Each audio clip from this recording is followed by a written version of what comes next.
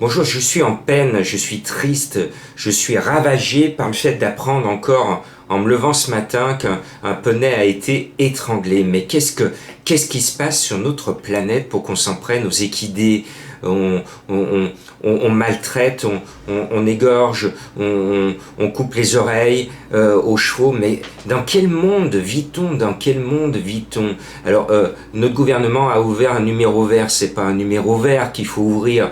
Ce sont des peines. Il faut augmenter les peines et dire à tous ces gens qui n'ont pas de nom, on ne peut pas leur donner de nom, ce sont tellement des criminels.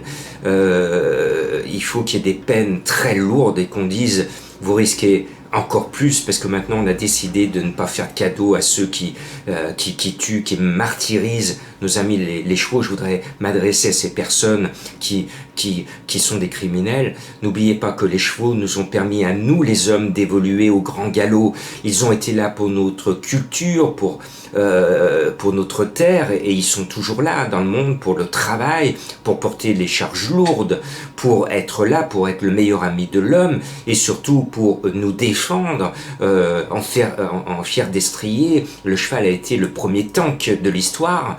Il était là pour nous défendre, pour gagner de belles victoires napoléoniennes pour ce côté-là, mais il a été là pour nous transmettre le courrier, les nouvelles, pour fuir un incendie. Le cheval est là.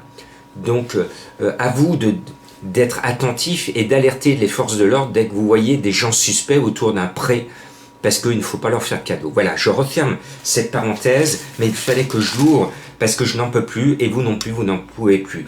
On va au galop à Longchamp ce dimanche, dimanche classique, on distribue beaucoup d'argent pour des chevaux de grande classe qui ne font pas la recette. Excusez-moi, quand on a des classiques qui font 4-5 partants, ce n'est pas ce qui fait la recette, ce sont les courses handicap. Alors j'aimerais que quand il y a autant d'argent, eh bien qu'on récompense tous les chevaux qui partent, c'est-à-dire qu'on ne donne pas que de l'argent au premier de l'arrivée, mais qu'on donne une bonne paye à tous les chevaux qui font le spectacle, parce que ce sont de bons ouvriers. Voilà, les coups de gueule, j'en pousse aujourd'hui. Bon, Madame Colombo m'a tapé dans l'œil, son cheval aussi, je le mets en tête, c'est très rare, c'est Canderas le 9, il est annoncé à 16 contre 1. Moi je crois que Madame Colombo a raison, c'est un cheval qui est sur la montante, et on le sait avec Pierre-Charles Baudot sur le dos, il gagne tout cette année, donc pourquoi il ne gagnerait pas ce quintet? C'est un coup de poker, voilà. Ensuite, le 7, Rimini, nous a déçus la dernière fois, mais il m'a présenté un mot d'excuse, je lui pardonne, je le remets sur mon ticket. Et puis, le 5, Écolo, au moment où le Tour de France passe chez nous, à Lyon, et j'enregistre avant le départ justement du quintet de ce samedi. Notre nouveau maire de Lyon a poussé un coup de gueule contre le Tour de France, bon voilà.